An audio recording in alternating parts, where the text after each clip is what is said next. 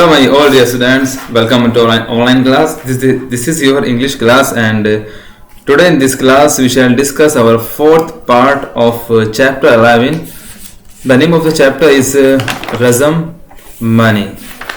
बच्चों, आज हम आपके चैप्टर 11 का फिफ्थ पार्ट पढ़ने जा रहे हैं. आपके चैप्टर का नाम है रज़म और मनी. इससे पहली वीडियो में हमने पढ़ा था कि किस तरह से जो मनी है, स्वामीनाथन है, प्लानिंग बनाते हैं रज़म को सजा देने की, उसे दुख देने की, क्योंकि वो उससे जलते हैं. So now let's start the chapter. Nalappa's grow stood a few yards before them. It was past 6 and the traffic for the day between the banks was over. The usual evening crowd was far behind them.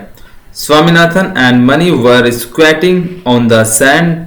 They were silent. Mani was staring at the ground with a small wooden club under his arm.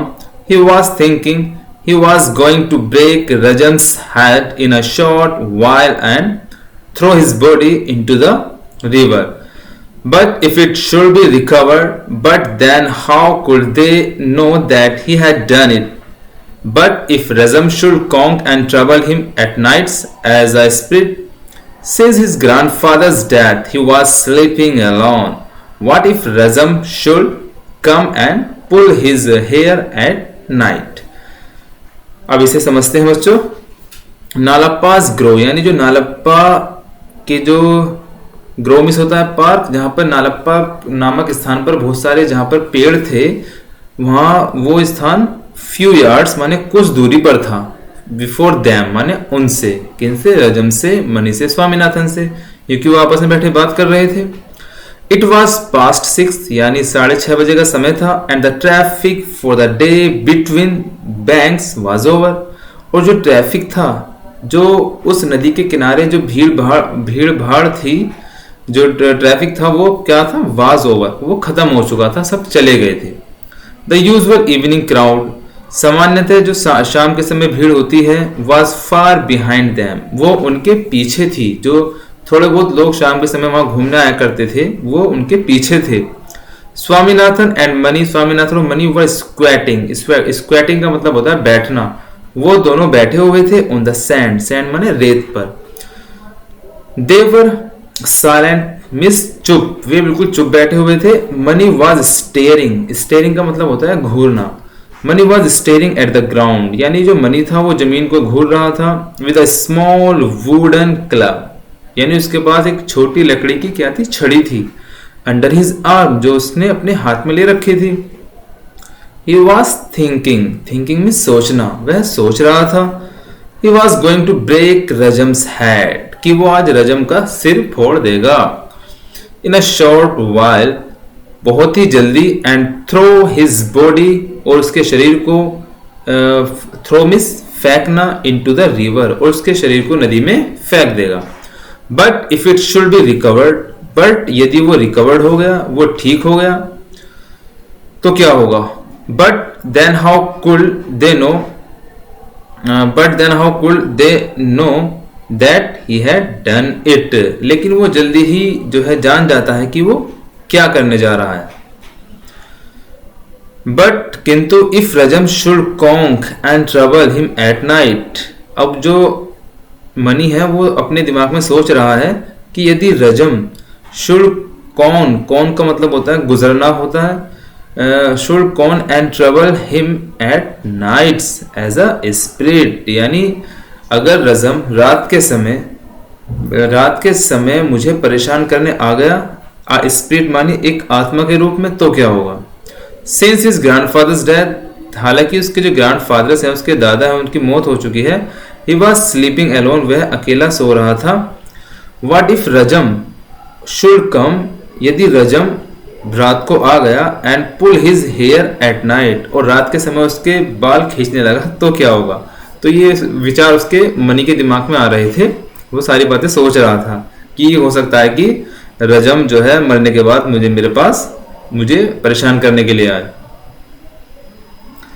It will be better not to kill After all, he would content himself with breaking his limbs and leaving him to his fate. If he should batter his head, who going to find it out? Unless, of course, he cast a sly look at Swaminathan, who was blinking innocently.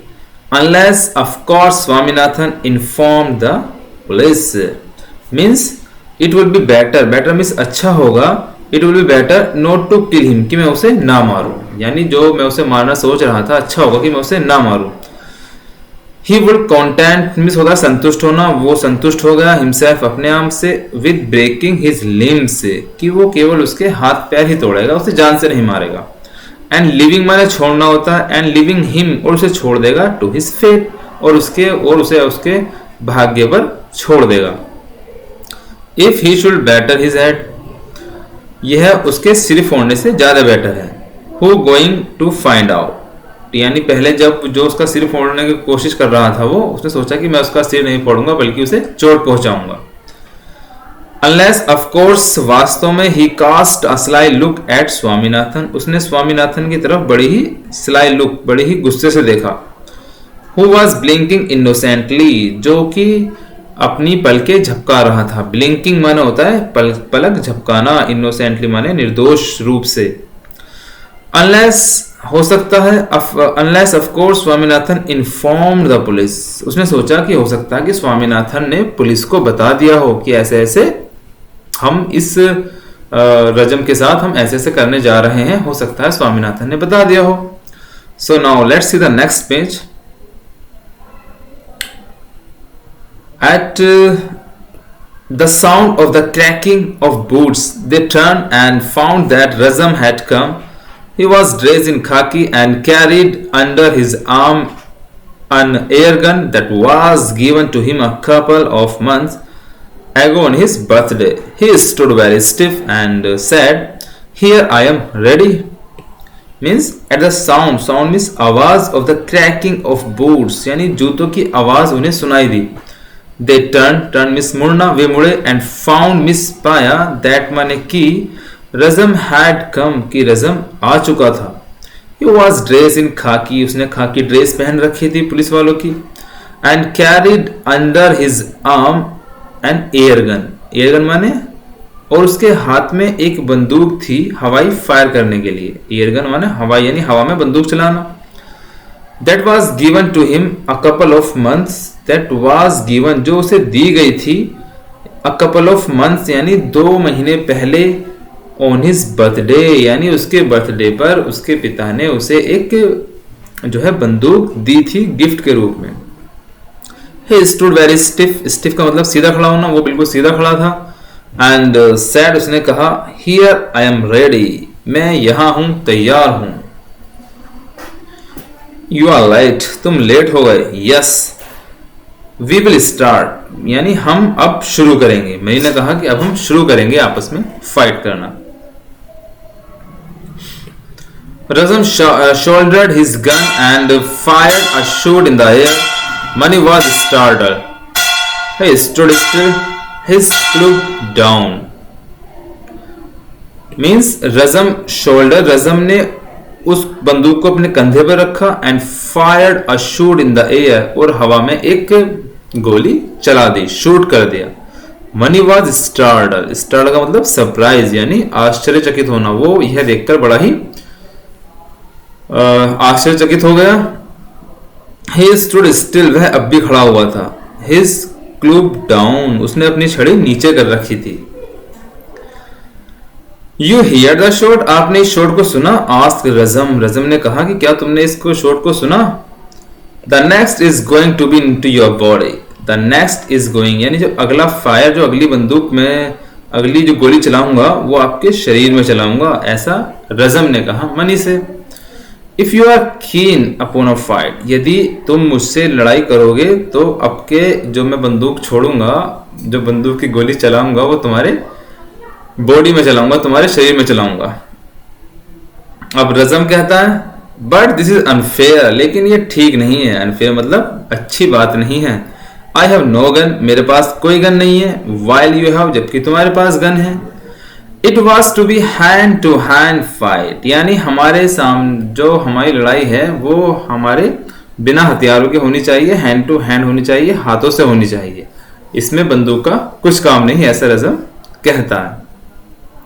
सो बच्चों, आज की video में इतने रखते हैं। इसका जो अगला पार्ट है वो हम अगली वीडियो में पढ़ेंगे। आप सभी को इस चैप्टर को बड़े ध्यान से पढ़ना है और समझना है, और इसकी रीडिंग करनी है जोर जोर से बोलकर। So that's all and thank you.